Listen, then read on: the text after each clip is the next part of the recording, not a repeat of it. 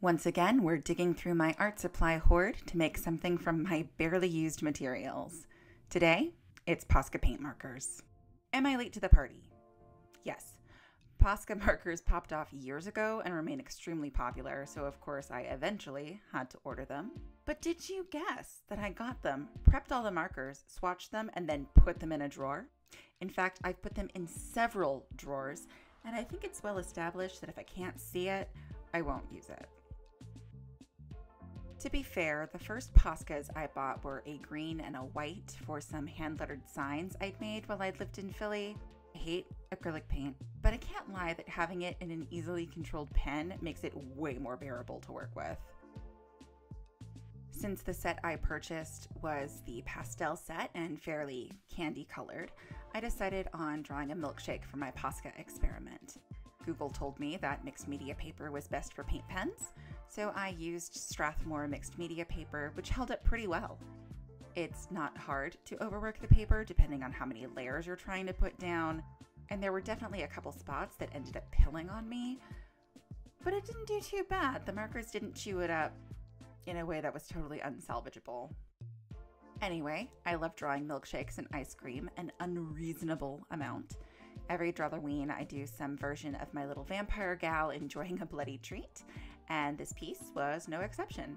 I didn't have a true red though, so it's probably just strawberry flavored, most likely. So I dove right in with this doodle, having no color planned in mind other than using pink.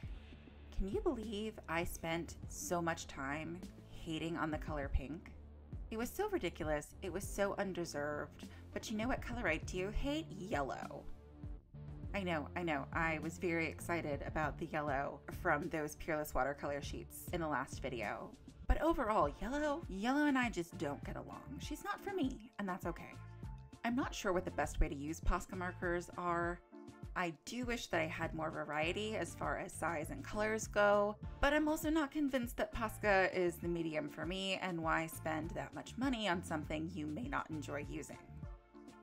See, sometimes I'm a responsible adult, whatever that means. They do layer nicely, which was great when I needed to go back over certain areas, and the Col-erase pencil that I used for the sketch didn't come through at all. Which is great, because yes, I did forget to lighten the pencil before I started.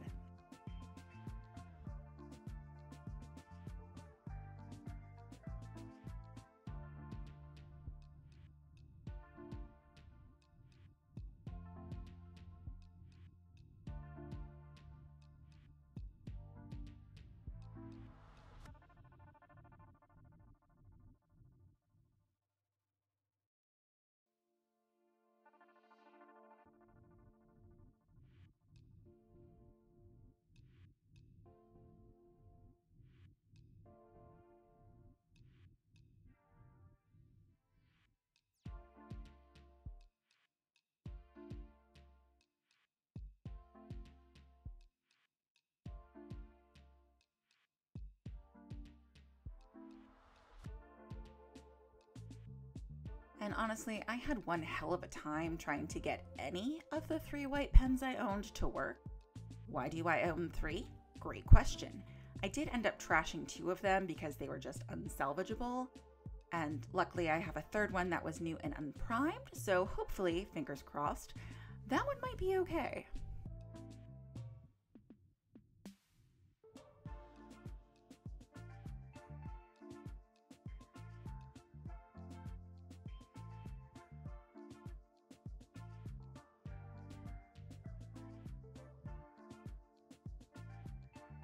Overall, the paint pens were a lot more fun than I thought they'd be.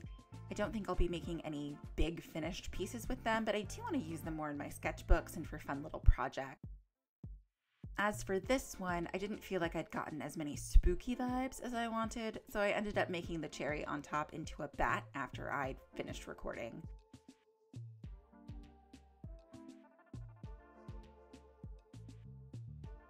I also realized while recording this voiceover that I totally should have added sparkles, so I went back and I added them, and now I feel a whole lot better.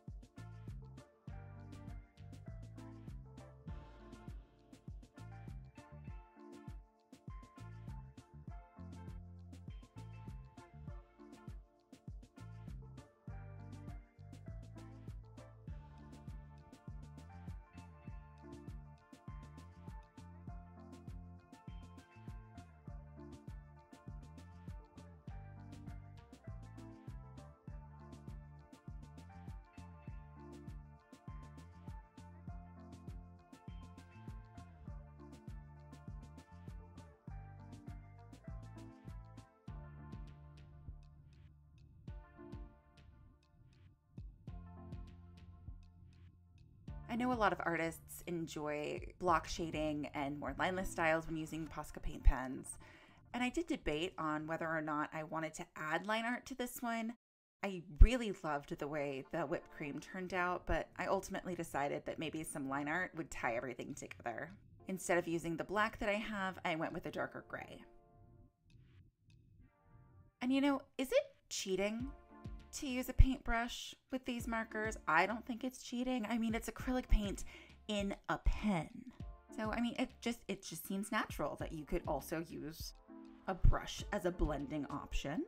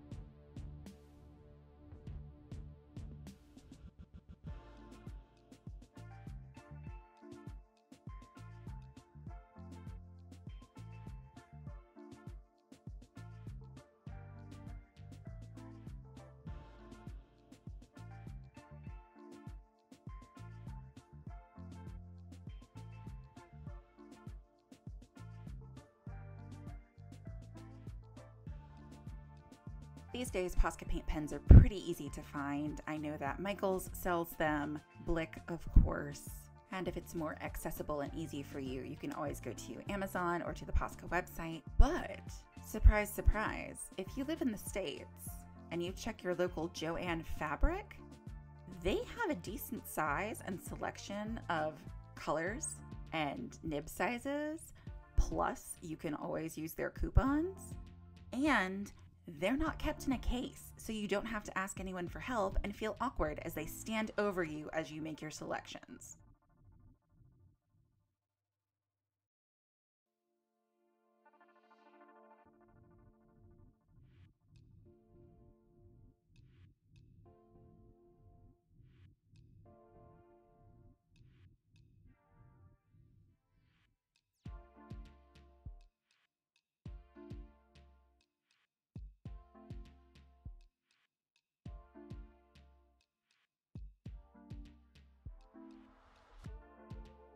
I did buy those pens several years ago, so this may no longer be the case at your local Joann, so don't quote me on it just in case they've changed things, but it's worth a shot.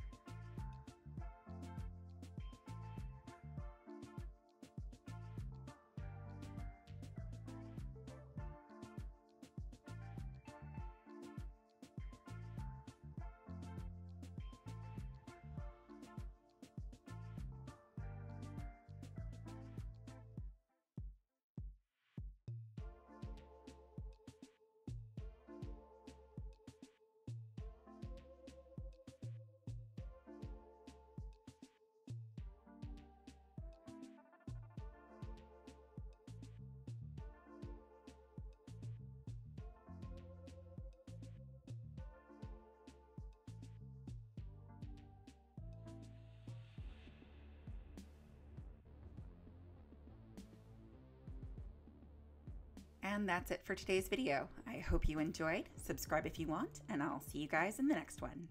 Bye.